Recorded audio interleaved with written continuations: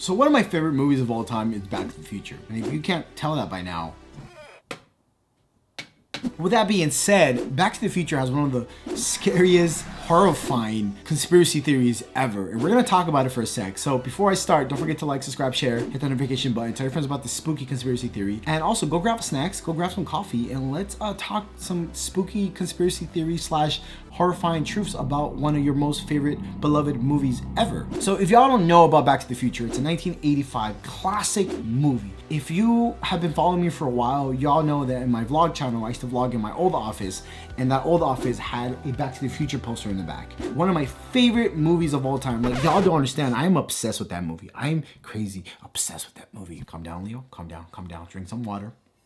But with that being said, the story pretty much revolves around Marty McFly, played by Michael J. Fox, the king himself, and then Dr. Emmett Brown, Christopher Lloyd, one of the greatest persons to ever walk on this earth. Love that guy. I wish I could just kiss him and he can read me a bedtime story. Now, the movie takes place in 1985 in Hill Valley, California, which, from my knowledge, being an LA resident, born and raised in LA and traveled all over California, it's a fictional city. Actually, I live very close to where they filmed Twin Pine Mall, or Twin Pines Mall, or Twin Pine Mall, Twin Pines Mall. I live very close to where they filmed Twin Pines Mall, the scenes in the mall in the Back to the Future movie. Now, the opening scene of that movie is Marty walking into Doc's room, apartment, studio, and you just hear a bunch of stuff on the news going on. His skateboard is just rolling, hits a plutonium box, and you're just like, what the heck is going on? I was a kid, I don't know what the hell that was. Homie plays the guitar, right? He picks up the guitar, plugs in the amp.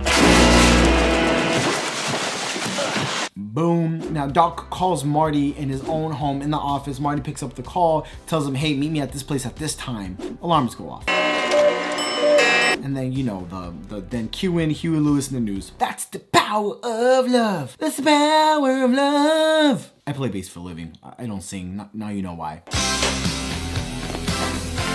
Now, if y'all don't know this, in the opening scene, you see a lot of stuff in Doc's room. You see that his house burned down. You see he's tried to do a lot of things. A lot of not successful happenings are in that room, and you get more context later in the movie. Now, the conspiracy theory or the horrifying truth behind this movie is that Dr. Emmett Brown was highly depressed, highly mentally ill, not okay. You know, he's losing all his money. He's had no successful invention happen or reach a peak or a place of success, and you know, all this stuff, nothing. Like, everything was going wrong for Dr. Emmett Brown. And then you have this young kid, Marty McFly, known as a slacker, skateboarder, guitar player. You know, he just wanted to play in his rock and roll band. He had an awesome girlfriend, very hot, cute, super beautiful. You know, the homie was living his life. And then you have Dr. Emmett Brown, who a lot of people would tell him, be careful hanging out with this guy. He's a nut job. He's not okay. He's not cuckoo. You know, he's not there. This so-called Dr. Brown is dangerous. He's a real nutcase.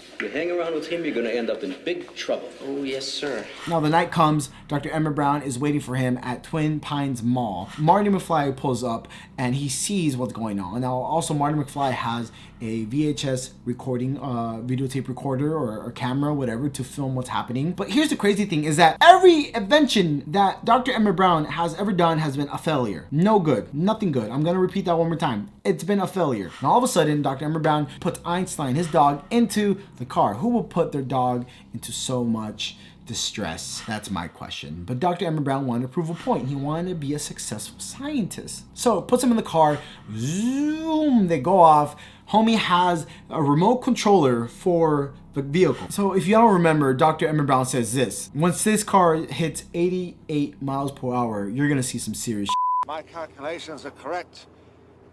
When this baby hits 88 miles per hour, you're gonna see some serious shit. And the car is literally facing them. Like this. It's right in front of them. Dr. Emmett Brown turns on the remote controller. The car's just burning rubber. Marty McFly is filming, and he's kind of a little scared, you know, and then you see him kind of stepping to the side. He's like, what the hell is going on here? Dr. Emmett Brown looks at him and is like, hey, get next to me. Yo, right here, buddy. Boom, he releases the brakes of the car, and the car's going boom. And the car's going boom, boom, boom, boom, boom. And then he goes like, watch this, watch this. Watch this, watch this. And then boom, hits 88 miles an hour, and boom, disappears. And then you see the infamous scene of the flames just going through them, and all of a sudden, Dr. Emmett Brown's like, why did I tell you? 88 miles per hour. What did I tell you? 88 miles per hour! And then you see this right here, just flipping.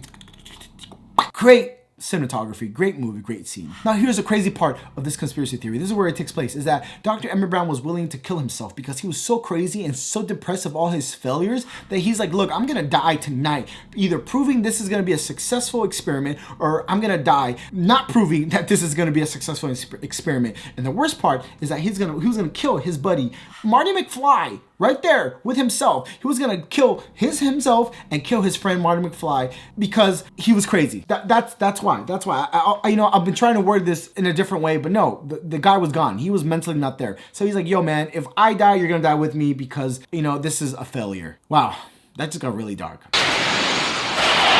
Crazy, right? Crazy that Dr. Emmett Brown was willing to kill himself. Number one, because he had nothing to live for. His mansion burned down. He was making deals with terrorists, hence how he obtained the plutonium. And then he was willing to kill his buddy, to kill his friend, Marty McFly, who was no more than 18, 19, according to the movie, right? He was just a child. He was still a teenager that just wanted to play his rock band and, date his girlfriend and finish high school. Like, I love Dr. Emmett Brown. He's one of my favorite movie characters, one of my favorite characters of all time ever, but the guy was gone. According to the conspiracy theory, he was gonna kill himself trying and kill his friend Marty McFly as well. Woo! That just got pretty dark. All right, guys. Well, if you want more movie/cartoon conspiracy theories or some just conspiracy theories in general on this channel, let me know. Don't forget to like, subscribe, share, hit the notification button, tell your friends about this YouTube channel. Go watch Back to the Future. That's a great movie. And then this hat is amazing. Bought it at the Missing Museum in Burbank, California. Go check them out. Link down below. See you guys, and go watch these movies.